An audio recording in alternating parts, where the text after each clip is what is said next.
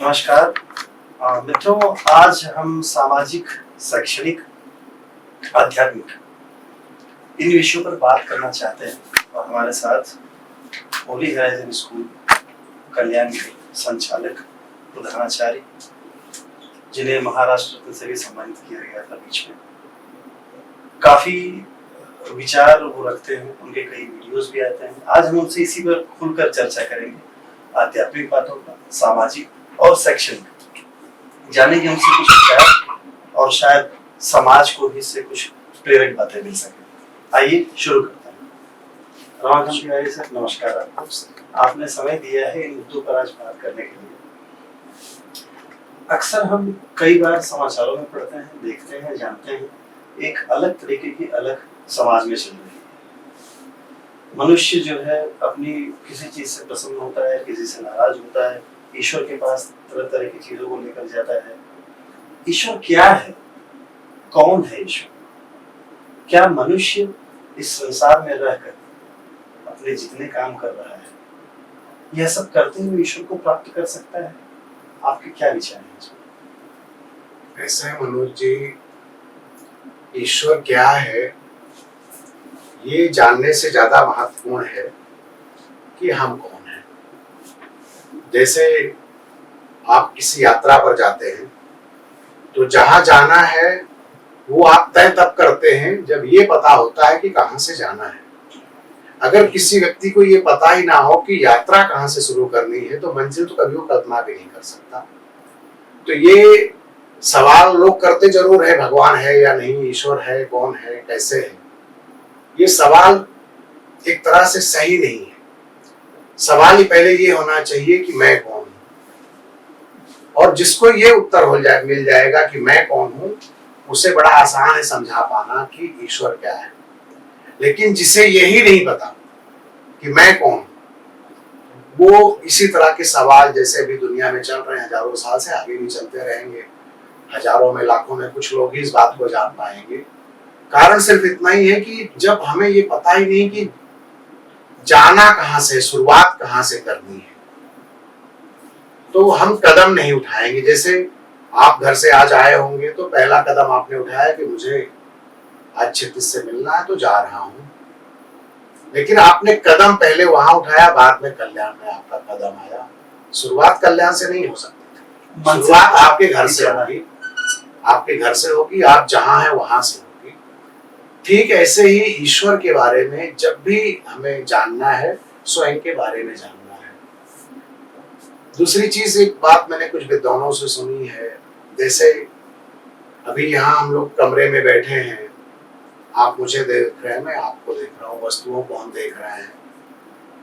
उस आधार पर हम तय कर रहे हैं कि ये दीवार है, ये पौधा है, कैमरा है, लाइट है, हमारी आंखें देख रही हैं। बिल्कुल, तब हम कह रहे हैं कि ये चीज है। अब मैंने आंख बंद कर ली, अब आप मुझसे पूछिए क्या ये चीजें हैं, तो मैं बोलूंगा नहीं है, दिखा नहीं है तब भी मेरे आंख बंद कर देने से तो हट नहीं गई। तो जो लोग इस बात में बहस कर रहे हैं कि ईश्वर नहीं है, वो लोग इस तरह हैं कि कोई चीज दिख रही और आंखें बंद कर लिया, फिर कह रहे हैं कि ये चीज नहीं है। और जो लोग कह रहे हैं कि है, उनके पास भी कोई प्रमाण नहीं है, कोई अनुभव नहीं है, कोई आभास नहीं है, सिर्फ आंखों से दिख रहा है इसलिए मान ले रहे हैं। जबकि आंख भी जो है, ये भी चेतना का एक इक्विपमेंट है, खुद चेतन नहीं है, ये जड़ ही है जी। तो इसके आधार पर आप सर्टिफिकेट दे रहे हैं कि ये पौधा है, जिसके आधार पर आप दे रहे हैं वो खुद ही अपने आप में सर्टिफाइड नहीं है।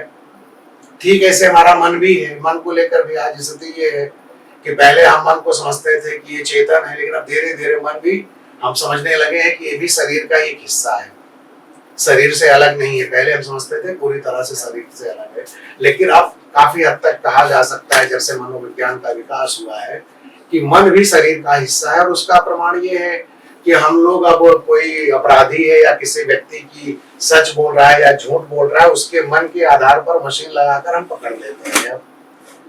तो मन को भी अब हम इंस्ट्रूमेंट के तरीके से, मशीनों के जरिए पकड़ रहे हैं। तो कहीं न कहीं मन को भी धीरे धीरे एक ऐसा वक्त आएगा कुछ सालों में, इंसान जिसको साबित कर देगा कि हार्डवेयर है, सॉफ्टवेयर नहीं है। अभी पिछले कुछ सालों तक हम लोग इसको सॉफ्टवेयर की तरह लेते थे कि इसको देखा नहीं जा सकता, महसूस नहीं किया जा सकता, पकड़ में नहीं आएगा किसी मशीन के, लेकिन अब आ गया है, इलेक्ट्रिक मशीन अब आ गया है।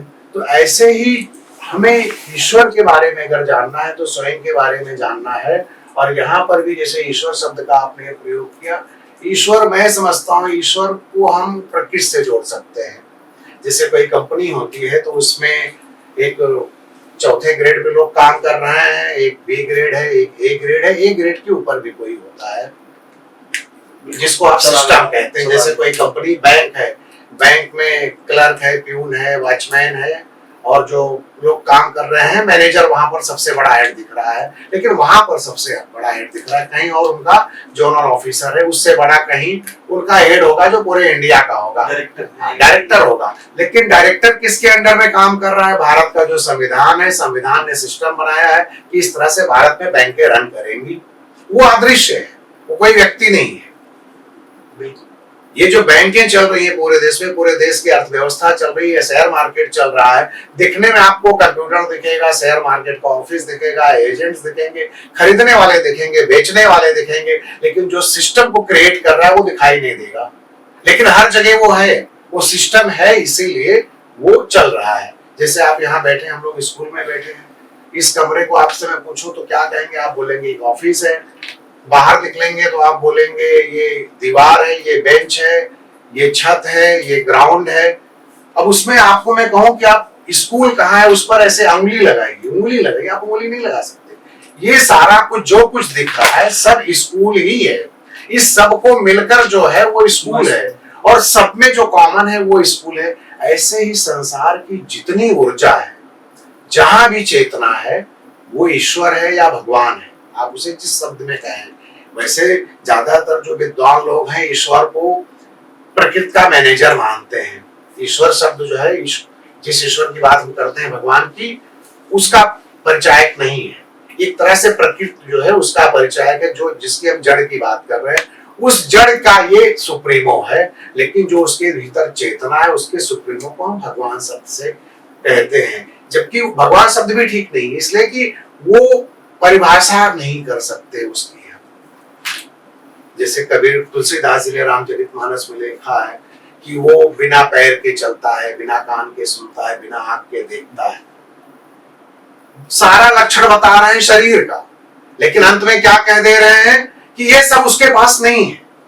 ठीक ऐसे ही कबीर भी कहते हैं कि मैं ये नहीं कह सकता कि ईश्वर कहाँ है, लेकिन मैं ये भी नहीं कह सकता कि ईश्वर नहीं है। और उसके बीच में, होने ना होने के बीच में, इसका मतलब कहीं ना कहीं एक ये भाव है, और ये भाव फील ही किया जा सकता है इन जड़ आंखों से, किसी कैमरे की आंख से, या संसार के किसी भी प्रकृति के किसी तत्व से उसे नहीं देखा जा सकता। इसलिए कि हम लोग संसार की तुलना जब करते हैं या संसार की कल्पना करते हैं तो प्रकृति के भीतर करते हैं। जो कुछ प्रकृति में है वो ईश्वर से जुड़ा है। क्या प्रकृति तक ही ये सारा संसार है? प्रकृति के बाहर नहीं है। जब उस लेवल पर हम जाएंगे तब हमें पता चलेगा कि प्रकृति बहुत छोटा सा हिस्सा है, उसके ऊपर भी कुछ है। तो ईश्वर को लेकर मैं तो यही सबसे कहता हूँ, और अभी भी कह रहा हूँ कि ये फील करने की चीज है। और जिससे ही आप फील करेंगे, जैसे मैं कई बार पहले भी कह चुका हूँ, अभी भी आपसे भी कहूंगा कि तुलसी बाबा जैसे लिखते हैं कि जानत तुम्हें तुम्हें हुई जाएगी। साधारण सा अर्थ है कि जो तुम्हें जान लेगा तुम ही हो जाएगा। तुम ही हो जाए से मतलब जानने के बाद वो कुछ परिवर्तन नहीं होगा। जानने के बाद वो जान जाएगा कि वही था, वो खुद था ही नहीं। इसी बात को कबीर भी कहते हैं कि मैं था तो हरि नहीं, हरि है अब मैं ना है। इसका मतलब जैसे ही वो उस सत्ता को महसूस कर लेगा, उसे पता चल जाएगा कि वो नहीं है। और ये कह सकते हैं दोनों एक साथ नहीं होगा, तो दोनों के बीच में ईश्वर है। जानत तुम्हें तुम्हें हो जाएगी, वहां भी दो के बीच की स्थिति आ रही है। कबीर भी जो कह रहे हैं कि जब हरि था तो मैं नहीं, मैं हूं हर ना। और या कबीर की जो दूसरी बात है कि प्रेम गलियत साकरी जामे दो ना समाये, अद्वैत की बात कर रहे हैं। प्रेम से मतलब वहां ईश्वर की सत्ता से ही है। और आदि शंकराचार्य भी यही आखिरी के अपने जीवन के आखिरी समय में कहते हैं, अहम ब्रह्मस्मि। तो जब वो अहम कह रहे हैं तो स्वयं को नहीं कह रहे हैं। लोग गलत अर्थ लगा लेते हैं, कोई स्वयं को कह रहे हैं। वहां पर जब स्वयं को अपनी ओर इशारा कर रहे हैं तो अपनी बात नहीं कर रहे हैं, ऐसे ही कभी किसी ने मुझसे बात की और कहा कि बाइबल में बार बार लिखा है मेरी शरण में आओ, मेरी शरण में आओ, तो कृष्ण भी तो यही बात कह रहे हैं कि मेरी शरण में आओ, मेरी शरण में आओ। तो उसमें फर्क क्या है? बहुत बुनियादी फर्क है और बहुत बड़ा फर्क है।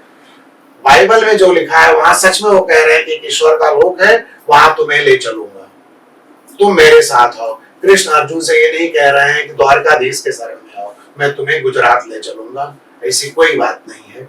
जब वो मैं की बात कर रहे हैं तो अपने उस शरीर की बात नहीं कर रहे हैं, यशोदा नंदन की बात नहीं कर रहे हैं, वासुदेव नंदन की बात नहीं कर रहे हैं। वो बात कर रहे हैं अपने भीतर की परम सत्ता की, कि उसकी शरण में आओ।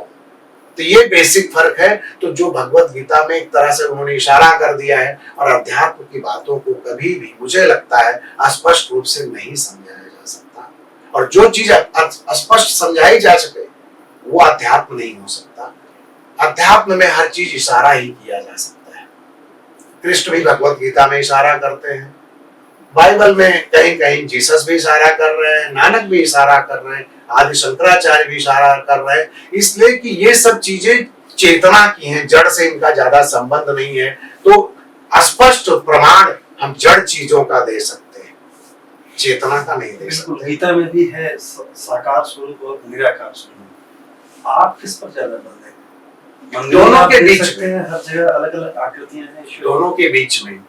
मैंने जैसे शुरू में ही कहा कि मुझे अगर कोई यात्रा करनी है तो मैं मंजिल पर ध्यान रखूंगा, लेकिन कहां से शुरू करनी है ये मेरे लिए महत्वपूर्ण है। और यात्रा कौन सी है जिसको हम यात्रा कहते हैं? ना मंजिल यात्रा है, ना जहां से शुरुआत करनी वो यात्रा है, दोनों के बीच में जो है उसको हम यात्रा कहते हैं। तो ऐसे अध्यात्म में कोई मंजिल नहीं होती। अध्यात्म एक ऐसा क्षेत्र में इसमें कोई मंजिल नहीं है, शुरुआत भी कहीं नहीं है। पहले ये मानना मैं हूं, जब आप ये मानेंगे कि मैं हूं ही नहीं तब यात्रा शुरू करनी है तो बड़े पागलपन का विषय है। लेकिन है ही ऐसा ही कि इसमें अगर आपने मैं माना तो यात्रा शुरू नहीं होगी। कहाँ जाना ये भी जाना तब भी यात्रा शुरू नहीं होगी। ये तो शून्य में खोना है। 1 से लेकर 100 तक की गिनती में शून्य जहां जहां पाए मान लीजिए आप वहीं वहीं हैं। सर थोड़ा सा यहाँ पर मैं आपको रोकना चाहूंगा। जब आप ये कह रहे हैं कि ये मान लें मैं नहीं, वहां से यात्रा शुरू होगी, तो मनुष्य अगर यह मान ले कि वह है ही नहीं, तो जितने काम वो संसार में कर रहा है वो कुछ करेगा ही नहीं, क्योंकि वह तो है ही नहीं। बढ़िया प्रश्न है आपका, मैंने थोड़ा सा उत्तर गलत दिया है। मनुष्य यह जान ले कि मैं नहीं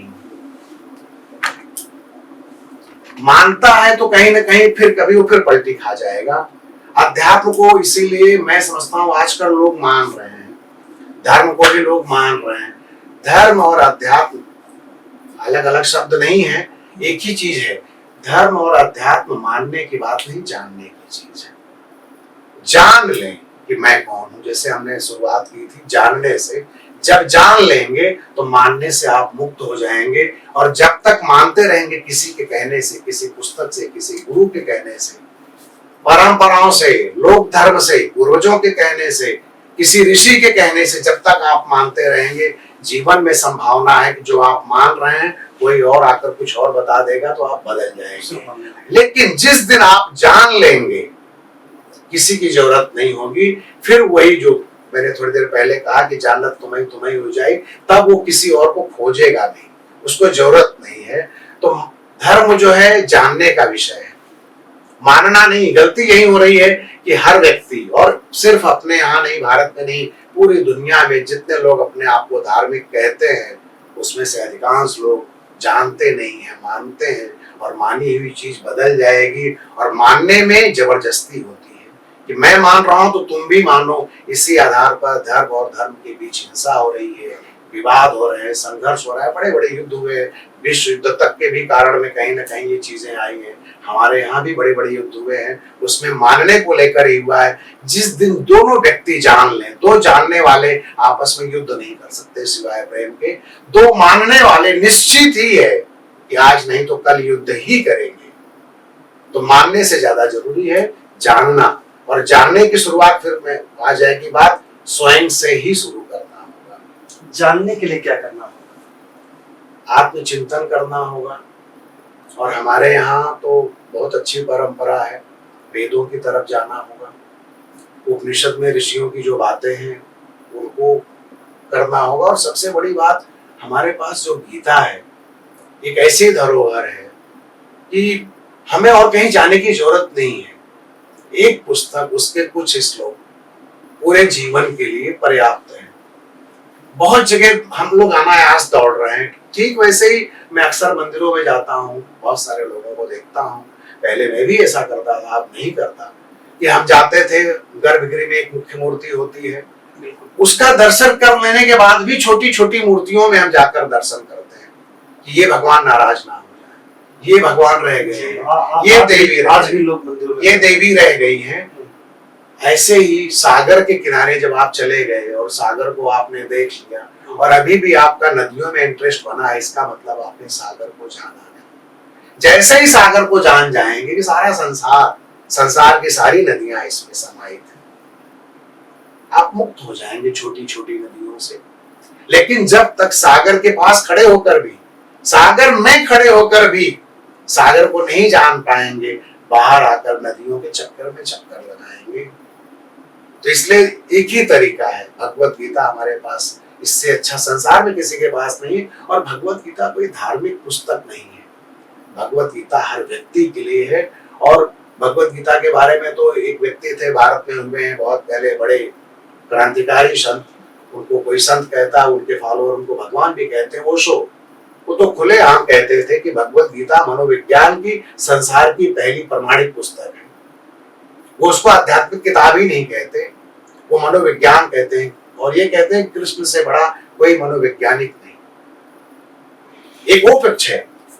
तो भगवत गीता एक ऐसी चीज हमारे पास है कि जिन लोगों के पास भी समस्या है कि क्या करें अध्यात्म को लेकर, समय लगेगा, वक्त लगेगा, बार बार पढ़े, बार बार किसी का सुने, लेकिन किसी का भी ना सुने, किसी का सुने, किसी का भी ना सुने, किसी का भी सुनेंगे तो भगवत गीता का भी उल्टा सुल्टा कर देंगे। मैं कल का एक एग्जांपल आपको बताऊं, मैं कल अपने यहाँ 10th की क्लास में चला गया जी। मतलब भारत में 10th का मतलब 15-16 साल के बच्चे बच्चियां, और मैंने बच्चों से पूछा कि आपके घरों में भगवत गीता कितने घरों में है? 5-6 बच्चों ने हाथ उठाया, 60-65 बच्चों ने। फिर मैंने पूछा पहला पेज किसने पढ़ाया, दूसरा पेज, तीसरा पेज, किताब खुली या नहीं पुस्तक घर में? किसी ने नहीं उत्तर दिया। एक बच्चे ने कहा मैंने पढ़ा है सर। मैंने बोला क्या पढ़ा है? बोले सुंदरकांड। भगवत गीता में भारत में 15-16 साल का बच्चा सुंदरकांड पढ़ रहा है, और हम इस बात पर तर्क कर रहे हैं ईश्वर है या नहीं, ईश्वर को दिखा दो। अरे आपके साइंस के लैब में गए नहीं है, आप घूम रहे हैं गार्डन में और वहां बायोलॉजी केमिस्ट्री की बात कर रहे हैं, कैसे आपको पता चलेगा? तो ये हाल है कि ईश्वर को नकारने वाले भी हैं, स्वीकारने वाले हैं। जो स्वीकार रहे हैं उन्हें नहीं पता कि क्या स्वीकार रहे हैं, जानते नहीं स्वीकार लिए, और जो नकार रहे हैं उन्हें भी नहीं पता कि वो नकार क्या रहे हैं, उन्हें पता ही नहीं है। अभी पिछले दिनों एक वीडियो वायरल हुआ है, एक प्रसिद्ध चैनल ने उसको डिबेट कराया ईश्वर है या नहीं। 2 लोग भारत के मशहूर लोग उस पर डिबेट में थे। मेरी दृष्टि में दोनों ही बकवास कर रहे थे, इसलिए कि दोनों गलत जगह खड़े होकर बोल रहे थे। जो कह रहा था ईश्वर को मैं नहीं जानता, ईश्वर को नहीं मानता, जिसे जानता नहीं उसको ना मानने का दावा कर रहा है। और एक था जो कह रहा था है, और वो भी नहीं जानता और दावा कर रहा है कि है। उन दोनों के बीच में ईश्वर है। आपने अभी कहा कि आप 10वीं के विद्यार्थियों से अपने यहाँ पूछा आपने, और 65 लोगों की विद्यार्थियों की संख्या में 6 लोगों ने बोला कि हमारे घर में है। उसमें से कुछ 1-2 लोगों ने कहा कि हम पढ़ते हैं, और वो अभी जवाब उनका उचित नहीं था। इसका दोषी आप किसे मानते हैं? दोषी तो नहीं कह सकता मैं, किसी को दोष देना का अधिकार मुझे नहीं है। ये एक व्यवस्था बन गई है आपाधापी की जिंदगी में। कहीं ना कहीं हम थोड़ा सा मटेरियल की लाइफ में ज्यादा लग गए हैं, वस्तुओं में हम लगे हैं। कितनी वस्तुएं इकट्ठा कर लें, वे वस्तुएं रुपए से आएंगी तो रुपए इकट्ठा कर लें, सोना है तो उसे इकट्ठा कर लें, घर है तो उसे इकट्ठा कर लें, कई घर कर लें, कई कार कर लें।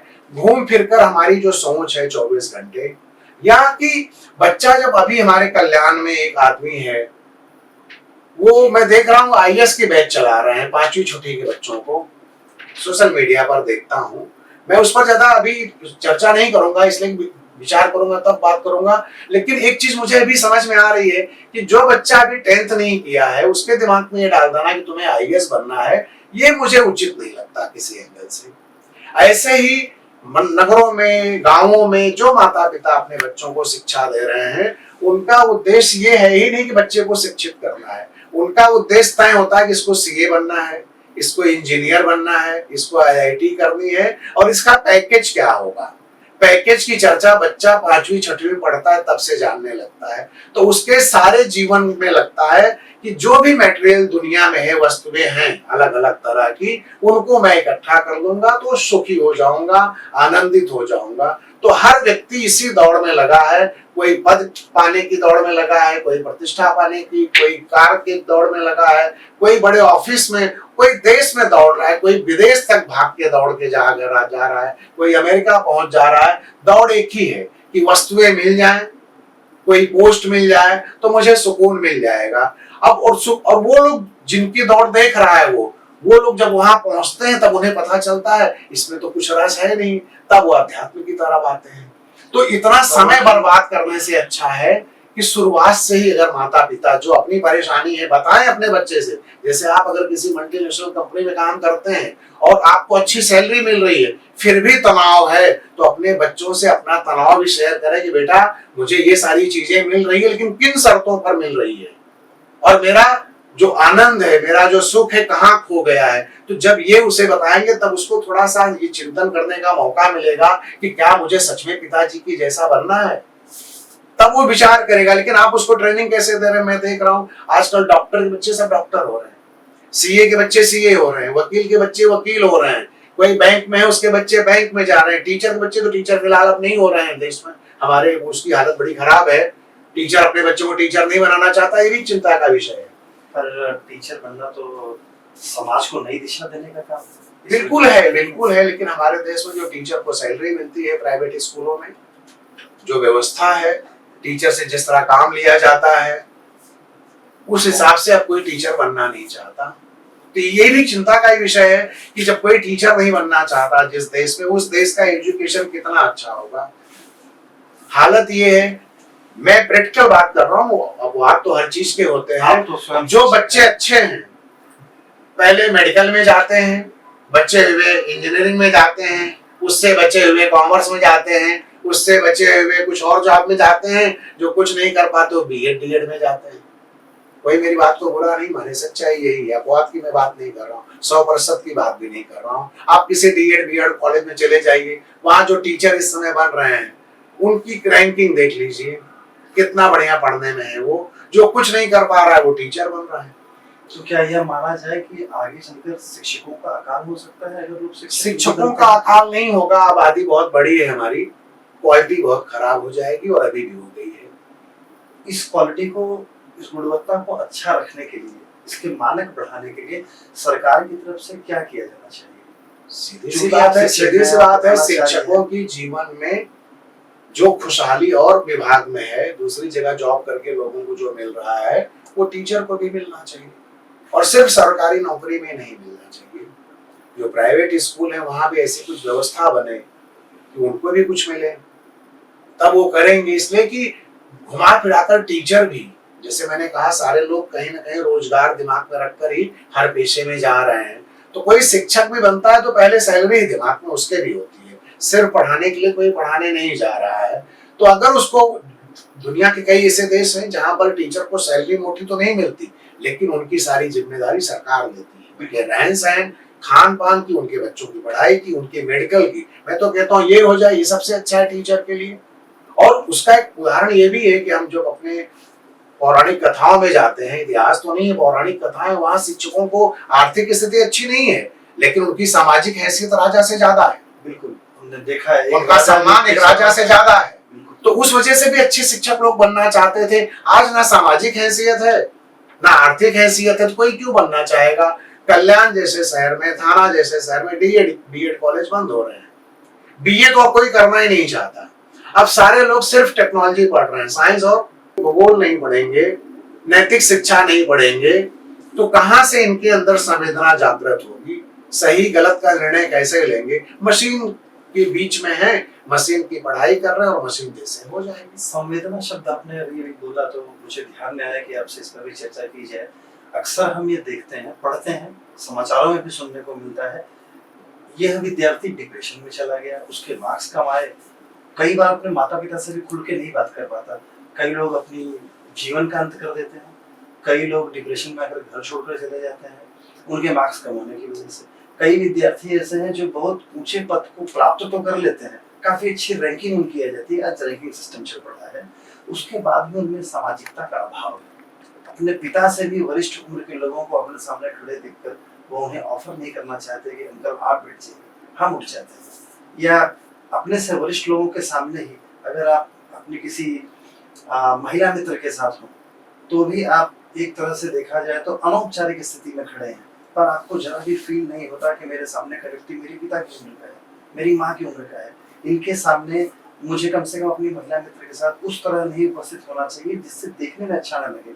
तो ये जो विद्यार्थी आज है, जो कदाचित पढ़ने में भी अच्छे होंगे, अच्छे स्कूलों में जाते हैं, अच्छे कॉलेजों में जाते हैं, या अच्छी जगह उनको ऑफर भी मिल रही होगी, पर सामाजिकता का अभाव उनमें देखने को मिल रहा है। इस पर क्या कहेंगे? मुझे लगता है जो थोड़ी देर पहले हम लोग बात कर रहे थे उसमें ही इस बात का भी उत्तर था कि मैंने कहा ना कि हम इंसान बना ही नहीं रहे, हम मशीन बना रहे हैं।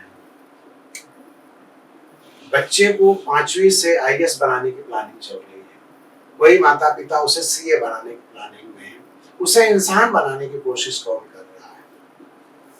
हालत ये है कि पहले जॉइंट फैमिली थी, अब न्यूक्लियर फैमिली हो गई है। इस शब्द तक हम पहुंच गए हैं और उनके आधार पर हम बना रहे हैं।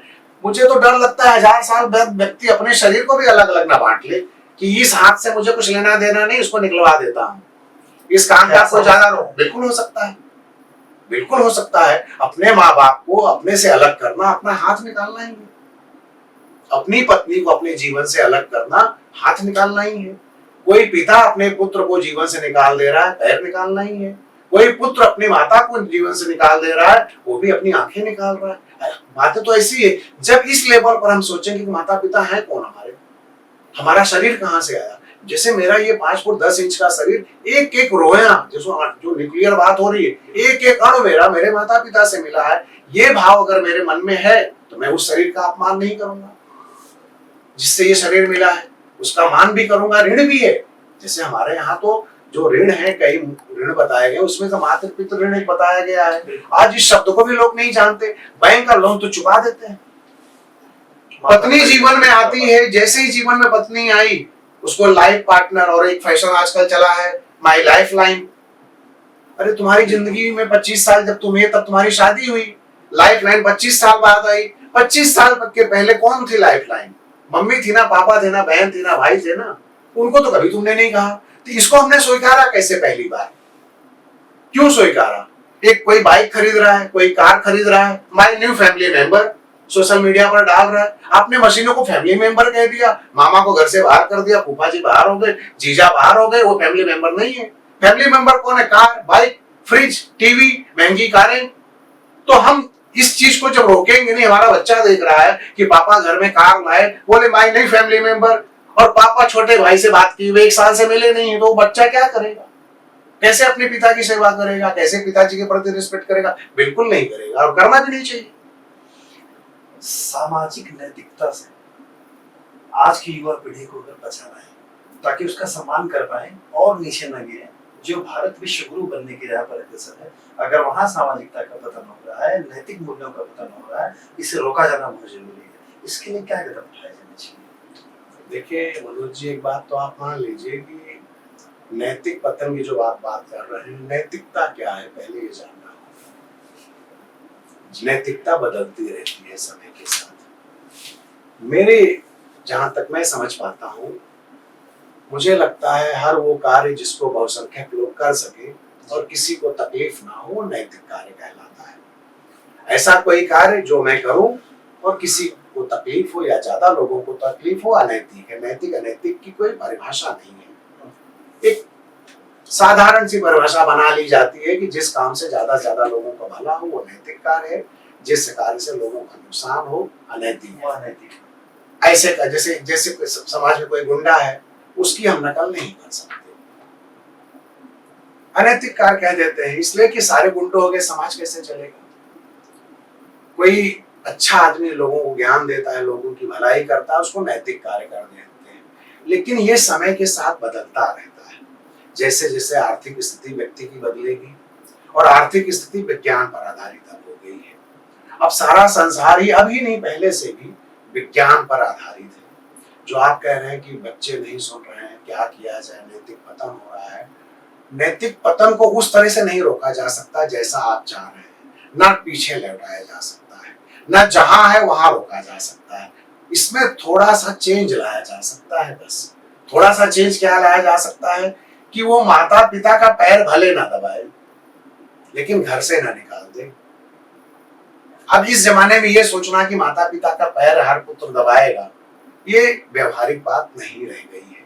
क्यों? अगर वो रात को 12 बजे जॉब से लौट रहा है कहीं ऑफिस में काम करके, और सुबह 5 बजे चला जा रहा है 6 बजे, तो हमें ये भी देखना होगा। ऐसे घर में कोई बहू है किसी की, जॉब करती है, तो उससे उस बहू की कल्पना करना जो गृहिणी सिर्फ हुआ करती थी, यहाँ पर हम गलती करेंगे। तो बदलते हुए समाज में, बदलती हुई परिस्थितियों में एक इंसान दूसरे इंसान के प्रति कितना बेहतर हो, कितना संवेदनशील हो, इस पर हमें काम करना होगा। तो जब इस स्तर पर हम काम करेंगे, तब मुझे लगता है कि बहुत ऊंचा मापदंड ना रखें कि माता पिता देव तुल्य हैं। कह देते हैं देव कोई नहीं जानते, देव तुल्य इसलिए कह देते हो मेरे माता पिता भगवान जैसे, इसलिए तुम भगवान जानते नहीं। जिस दिन भगवान को जान जाएंगे, भगवान कहेंगे ही नहीं अपने माता पिता को। जो मर जाएगा, जो बीमार है, जो दिन पर दिन बूढ़ा हो रहा है, जो गालियां बकता है, जो गुस्सा आने पे उल्टी सुल्टी हरकत करता है, लगभग सभी इंसान करते हैं। बिल्कुल, ये कहां से देव हो गए? लेकिन इमोशनल जोश में हम कह देते हैं माता पिता देव हैं। कुछ लोग कहते हैं मेरे माता पिता धरती के देवता हैं। अरे धरती का देवता आसमान का देवता अलग है क्या? देवता देवता होता है, धरती का होगा, आसमान का भी होगा। तो कहीं ना कहीं हम जानते ही नहीं देवता क्या, इसलिए माता पिता को देवता बना दे रहे हैं। थोड़ी सी एक बात कहूंगा, आपको बड़ी अजीब लगेगी लेकिन है सच्ची। नवरात्रि में 9 दिन लड़कियां हमारे देश में देवी हो जाती है। वही लड़की जब जवान होती है, वही लड़की जब जवान होती है तो देवी नहीं रहती। कौन सी देवी है जो बचपन में देवी होती है, बड़े होने पे वो देवी नहीं रहती? तो हमें कहीं ना कहीं यहाँ बदलाव लाना होगा कि उस बच्ची को जीवन भर अच्छा इंसान ही मानना है, और अच्छा इंसान बनाने की दिशा में ही काम करना है, अच्छी महिला बनाने की दिशा में ही काम करना है। उसे नकली देवी बनाकर, कुछ खिलाकर, और उससे ये उम्मीद करो वो आपके सर पे हाथ रख देगी आपका भला हो जाएगा, वो अपना भला करने की स्थिति में नहीं है। आज भी हमारे देश में रिजर्वेशन करना पड़ रहा है उनके लिए। अभी अभी चुनाव हुए हैं पूरे महाराष्ट्र में, 50% आरक्षण है। 50% आरक्षण, मुझे लगता है 10% महिलाएं भी ऐसी नहीं है जो स्वयं खड़ी हुई हैं और स्वयं वोट मांगी है। वो कोई पति के नाम पर वोट मांगी है, पति ने खड़ा कर दिया है, किसी ने पिता ने खड़ा कर दिया है, किसी के भाई ने खड़ा कर दिया है। ये महानगरों की हाल बता रहा हूँ। तो भारत के गांवों की क्या हालत होगी? तो पहले इन्हें इंसान समझो, इंसान बनाओ। अगर वो नगर सेवक बन रही हैं, नगर सेविका बन रही हैं, तो वो खुद नगर सेविका हो। बिल्कुल, गांवों में मैं देखता हूँ कोई औरत बन जाती है प्रधान, उसका पति सारा काम करता है। तो संविधान के स्तर पर हमने उनको 50% आरक्षण दिया, उसका फायदा उन्हें मिल रहा है, लेकिन व्यवहारिक रूप में मिल रहा है जहाँ समाज स्वीकार रहा है। समाज खुद ही नहीं स्वीकार रहा है, वही समाज फिर कहता है कि औरतों के साथ अन्याय। और तकलीफ तो तब होती है जब औरतें ही इस बात को अभी स्वीकारने को तैयार नहीं है कि मैं नगर सेविका हो गई हूँ, मेरा भाई नहीं है नगर सेवक, मेरा पति नहीं है। एमएलए तक की हालत भारत में ऐसी है कि कुछ एमएलए भी ऐसे हैं जो महिलाएं एमएलए हो जाती हैं, लेकिन सारा काम पति महोदय देखते हैं। तो हमें इंसान को इंसान समझने की जरूरत है। इस लेवल पे जब हम पहुंच जाए, देवता उता बनाते हैं वहीं गलती हो जाती है, देवी बनाते हैं वो गलती हो जाती है। समाज के लिए कुछ संदेश देना चाहेंगे? आपने तो ये काफी गहरी बातें कही हैं, शायद हम लोग इस बात को समाज के लिए एक ही संदेश है, व्यवहारिक बने, आदर्श से मुक्त हो जाएं, आदर्श की बातों से मुक्त हो जाएं। साधारण इंसान हैं, कुछ बेईमानी करते हैं, कुछ झूठ बोलते हैं, कुछ नाटक करते हैं, सब स्वीकारें, और स्वीकारने के बाद थोड़ा थोड़ा कम करने की कोशिश करें। ये नाटक ना करें कि मैं अहंकार नहीं रखता हूं, कम कर लूंगा, घमंडी हूं, थोड़ा कम कर लूंगा, क्रोध आता है, कोशिश करूंगा कम हो जाए, लालची भी हूं, थोड़ा ज्यादा हूं, धीरे धीरे कम करने की कोशिश करूंगा। जी, स्वीकारने को ही हम तैयार नहीं है। जो काम, क्रोध, मद, लोभ, 4 चीजें हैं, इसकी चर्चा बहुत हुई है भारत में। बिल्कुल, ऋषि मुनि भी इससे मुक्त नहीं है। और ये चार चीजें किसी साधारण व्यक्ति से पूछ लो, आप मुक्त हो, तुरंत बोलेगा मैं चारों चीज से मुक्त हूं। और कुछ ही समय बाद उसे गुस्सा आ जाता है। गुस्सा आ जाता है। तो स्वीकार लो। जब हम स्वीकारेंगे कि हमारे अंदर कमियां हैं तो निश्चित ही हम उसको सुधारेंगे। लेकिन जब हम स्वीकारने को ही तैयार नहीं है कि हमारे अंदर कमियां हैं तो सुधारेंगे ही नहीं। यही देश में हो रहा है और हजारों सालों से हो रहा है। इसीलिए बहुत सारे देश बहुत आगे निकल जा रहे हैं। हम सिर्फ पुरानी बातों में, अपने पूर्वजों के व्याख्यान में लगे हैं कि वो वैसा करते थे, वो वैसा करते थे। हम क्या करते हैं इस पर ध्यान नहीं है। हम इंसान को या तो देवता बनाते हैं या तो राक्षस बनाते हैं, मनुष्य की श्रेणी में नहीं रखते। तेंदुलकर को हम सीधा सीधा कह देंगे क्रिकेट का भगवान। ऐसे हम भगवान बनाएंगे, फिर वॉलीबॉल का भी एक भगवान हो जाएगा। जिस दिन भारत खेलने लगेगा, फुटबॉल खेलेगा, वहां भी एक भगवान होगा। तो 33 कोटि में तो बहुत बढ़ जाएंगे। तो इस तरह अगर हम भगवान बनाएंगे, हम उसे एक अच्छा खिलाड़ी माने। शायद यहाँ भगवान का मतलब नहीं, सर्वश्रेष्ठ खिलाड़ी। सर्वश्रेष्ठ खिलाड़ी नहीं, यहाँ हम गलती कर देते हैं। जैसे ही तेंदुलकर को हम भगवान कहेंगे, तेंदुलकर की नकल हम नहीं करेंगे, तेंदुलकर के संघर्षों को अपना आदर्श नहीं मानेंगे, हम उससे मुक्त हो जाते हैं। उसे तो भगवान बना दिया। लड़कियों को हम भगवान क्यों बनाते हैं 9 दिन देवी? इसीलिए कि उसकी जिम्मेदारी से स्वयं को मुक्त करना है। जैसे उसको देवी बनाएंगे, वो मुझसे श्रेष्ठ हो गई, वो मेरे लिए करेगी, मैं उसके लिए क्यों करूंगा?